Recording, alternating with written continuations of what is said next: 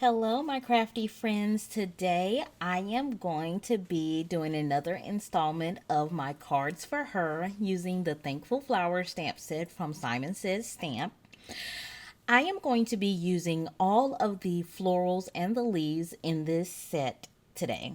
I'm going to be bringing in some Gina K amalgam ink, and I'm going to stamp all of these images on some Nina 80-pound Solar White Classic Crest cardstock because I'm going to be doing some alcohol ink, alcohol marker coloring. All of these images, except for that large floral cluster, I am going to I'm going to stamp out twice. And that will give me enough images to create the background. Why can I not speak today? You guys pray for me. That will give me enough images to create the layout that I am going for. So, you guys know that as I've been doing this series, just kind of doing some cards for her. I know May is the month of mothers, but I wanted to do something that spread a little bit past Mother's Day so that we could celebrate the women in our lives all year long. So here are some of the color combinations that I'm going to be using, and I will have those listed down in the description box below. I'm going to show you a little bit of the coloring for all of the flowers, and I'm going to change the view. I hope you guys will let me know if you guys are enjoying this new view and if it is giving you a good look at the coloring. But once I get something colored with all of the different color combinations, I am going to go off screen and I'm going to color the remaining florals so that the video won't be 12 days long. So what I've done is I started out with my lightest color just to map out where my darkest places were going to be. And now I'm going in with my darkest color and I'm going to go from darkest to lightest, and then I'm going to go through and do it a second time. Because sometimes when I am blending and trying to get a very seamless blend, I also feel like I start to wash out some of my colors in the first go around. And so I noticed that if I do the second go around, it blends well because I think the paper is nicely saturated by that point and I have a good blend and rich colors.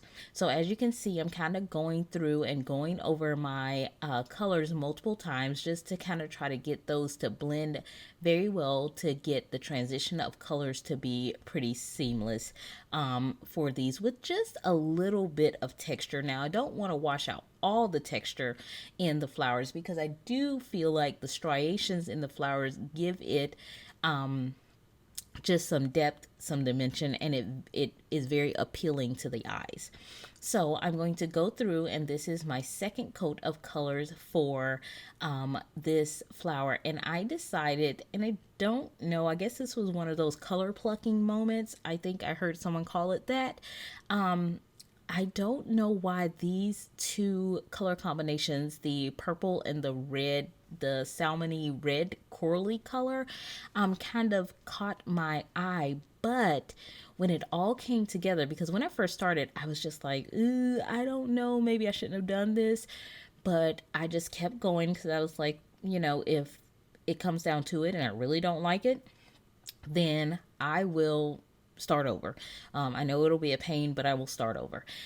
But when I got done, I was feeling it. I was fairly happy. So, as you can see again, I'm going in with my lightest color, mapping out my darkest area, which are where two petals meet, where things overlap, and at the base of all of the flowers. So, those are the places that I'm focusing my very darkest colors on. So I'm going to go in and I'm going to bring in my darkest color first, and then I'm going to go all the way back out to my lightest color, and I will do that twice. I hope that you guys have enjoyed this month thus far in celebrating whatever women are particularly important in your life. The month of May is pretty bittersweet for me. I hadn't really done any Mother's Day cards since I lost my mom. May was the month of Mother's Day. It is also the month of her birth. It is also the month of her death. It is when I buried her. So, May is a pretty tough month. And for a long time, I didn't do cards. So I've been kind of challenging myself to get back into the rhythm of making some cards and celebrating women in my life who are important to my family. And so I think that this was nice. I really enjoyed doing this, and I really enjoy featuring some stamp sets that I like. If you notice that these first cards that I have done in this series were all using some Simon Says stamp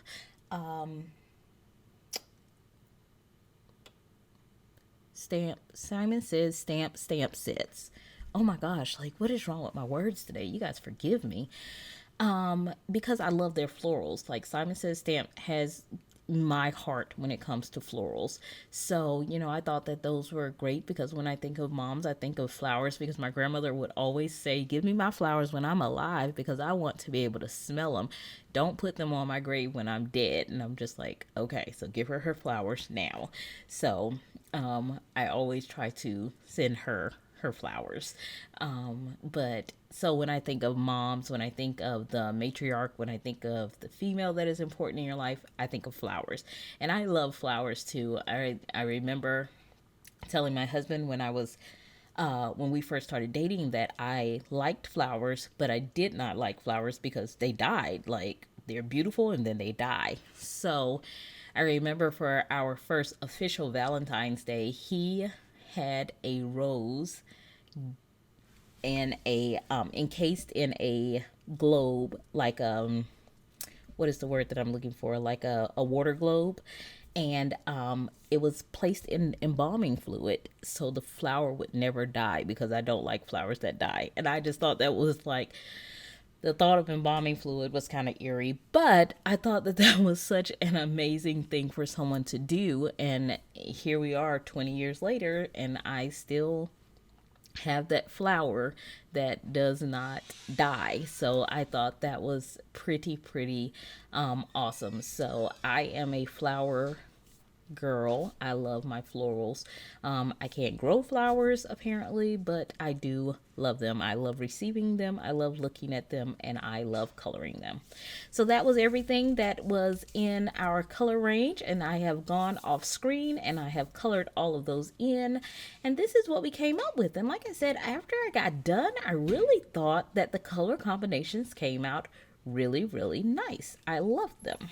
So the next thing that we're going to do is I've cut some panels that are going to be 4.5 by 6.5, and 4 3/4 by 6 3/4.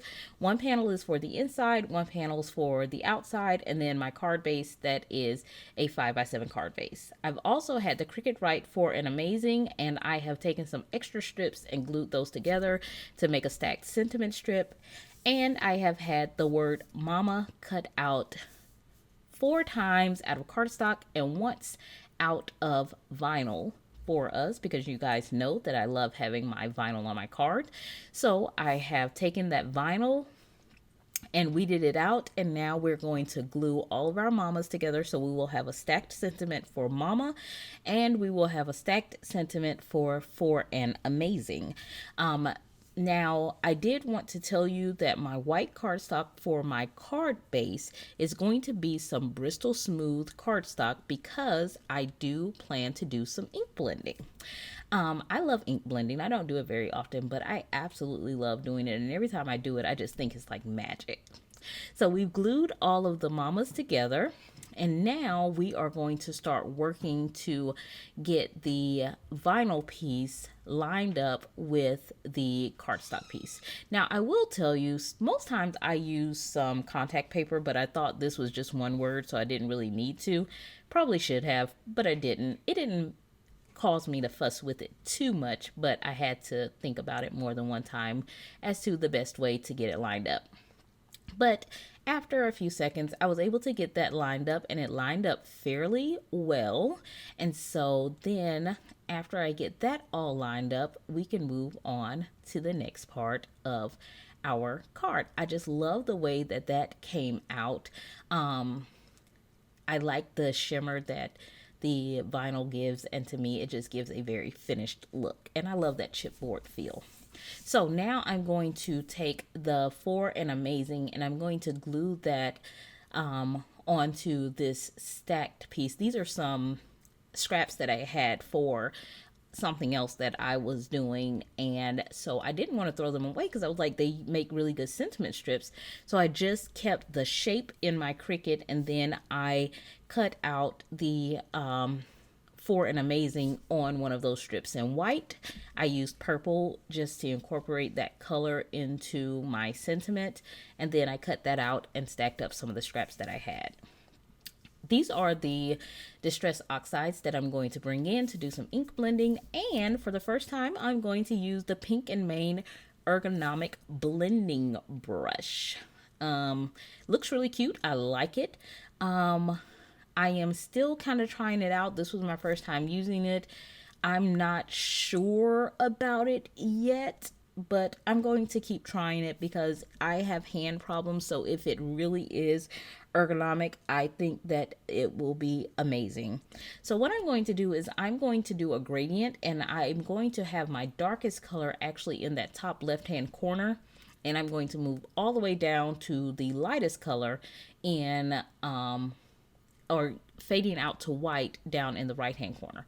Now I am trying to figure out what's the best way to hold the brush, so I'm holding it in different ways and trying to see whether this is the brush to use when I just want a light gradient of color, but I need to go over a large area. Is this going to give me a deep blend of color? Do I have to wait till the bristles get saturated? And the other thing that I wanted to see, I noticed that on Amazon there were the same type of brushes, so I ordered some of those. So I have I think 3 of the Pink and Main and 3 of those, and so I just want to kind of see how they compare, because I would like to have one per color family. I will tell you that the Amazon ones were no cheaper than the Pink and Main ones, so that's not a thing. I just wanted to kind of see if one was not readily available, because for a while the Pink and Main ones were like a scavenger hunt to get to. So I just wanted to see if I could use them interchangeably in the event that I needed them in the future. And also to be able to let you guys know if they work just as well. So I will be playing with these a little bit more, and I will be telling you guys about them.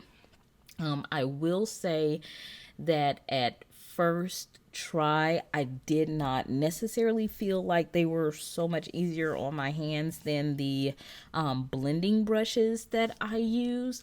But again, like I said, I am just kind of starting out and trying to figure out the best way to hold the brush, the best way to get the blend that I'm looking for. I don't know if I was using lighter colors and I wasn't getting the gradient that I wanted just naturally or what have you. So the jury is still out on that one, but you know, I like trying my new things. So we are still working on getting our gradient here. So I am going to continue to go in, and I did notice that as I had more ink on the brush, it seemed that the color went down a little bit quicker. But I did use some lighter colors as well. So I don't know. I don't know. So I'm going to bring in some liquid pixie dust, and I am going to do some splatters because you know I got to have my shimmer. And so I used my distress sprayer and sprayed a little bit of water. I'm going to bring in a black velvet #2 round brush, and I'm going to splatter, splatter, splatter till my heart's content. I am going to sop that up just a little bit with the microfiber cloth, and it's going to take up the moisture and some of the color, but it's going to leave behind a lot of shimmer. Look at that. I love it. I love it. I love it. So now that we have that background completed, we are going to start working on how I want this floral layout to look. So I'm going to kind of do a dry fit and kind of fiddle and fumble a little bit and figure out how I want this to go. You know, I struggle with the layout part. This is one of the reasons why I think I don't do one layer cards so much, because when it comes to florals, as much as I love them, I feel like when I'm trying to create my own cluster, I fiddle. But this is what I ended up coming up with, and I thought it was pretty nice. So I laid that first layer down flat on the card panel and glued that down, and then the large cluster I have popped up on some foam tape. And then that very last flower I'm going to also pop up on foam tape and make it just a little bit higher than the other one. So we kind of got staggered dimension. That long stemmed flower I am going to glue directly down to the card panel, and then I am going to place my sentiment kind of overlapping that. So You're Amazing is going to tuck right under that flower, and then Mama is going to go over the stem of the floral. So we're going to get that all glued down, and I just love the way that this panel came out. So I'm going to take my phone and kind of sit it on there to get that to adhere.